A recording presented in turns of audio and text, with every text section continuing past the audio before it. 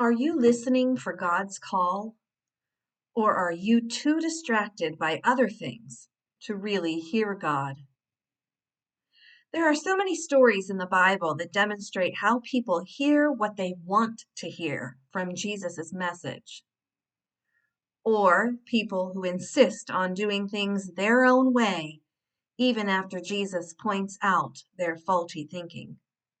And we certainly aren't any better today. What would happen if we all stopped paying attention to the distractions of the world and instead kept our focus on God's plan for our lives?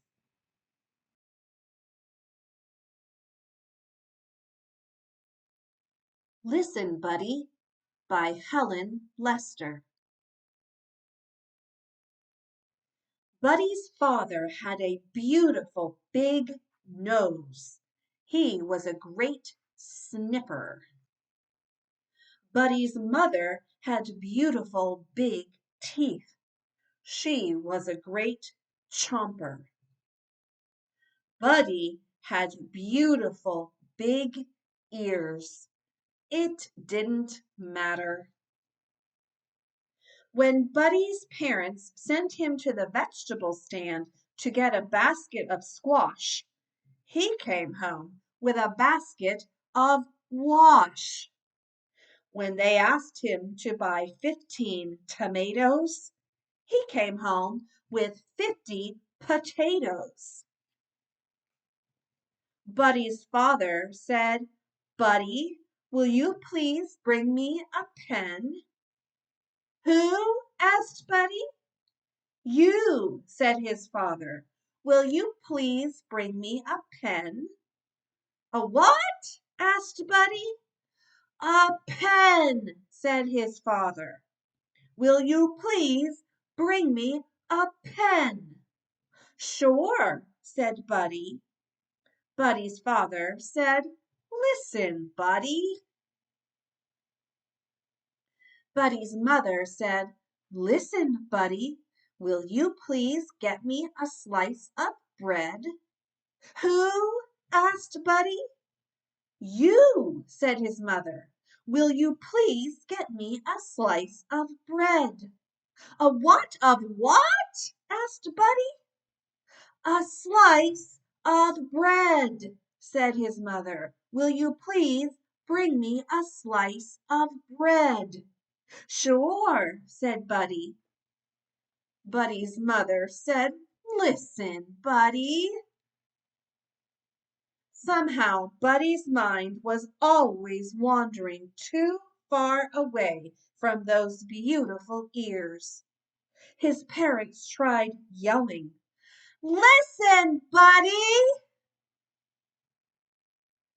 They tried whispering, "Listen, Buddy!" Nothing worked. One day Buddy got permission to go on a long hop. He had never before been allowed to go beyond the vegetable stand. "Listen, Buddy," his parents warned him. "Just remember that at the end of the road there are two paths. The path to the left will lead you around the pond and back home. But the path to the right will lead you to the cave of the scruffy varmint. And that scruffy varmint has a nasty temper. So be sure to take the path to the left." "Right?" asked Buddy. "Left," said his parents. "Right," said Buddy, and with a salute of his paw, he hopped away. Feeling very grown up, Buddy hopped along past the vegetable stand and on to the end of the road. "Now let's see," he pondered. "Was I supposed to go left or right, or right, or left?" He thought as hard as he could.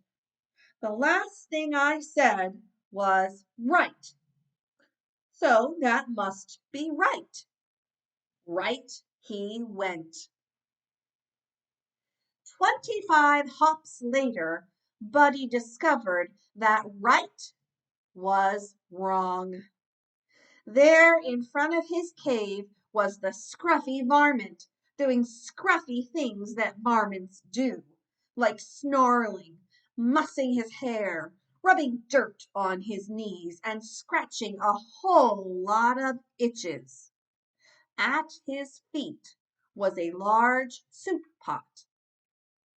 "What are you going to do with that soup pot?" asked Buddy. "What does one usually do with a soup pot?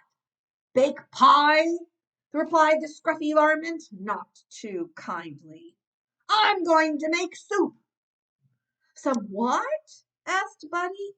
"Soup!" snarled the scruffy varmint.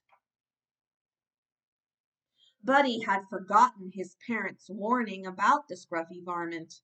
He asked eagerly, "May I help?" The scruffy varmint was not fond of having company, but with help he'd have his soup sooner. So he said, "All right, Bunny Rabbit, come help me gather firewood." "Who? What?" asked Buddy. "You, firewood." Buddy eagerly hopped ahead of the scruffy varmint.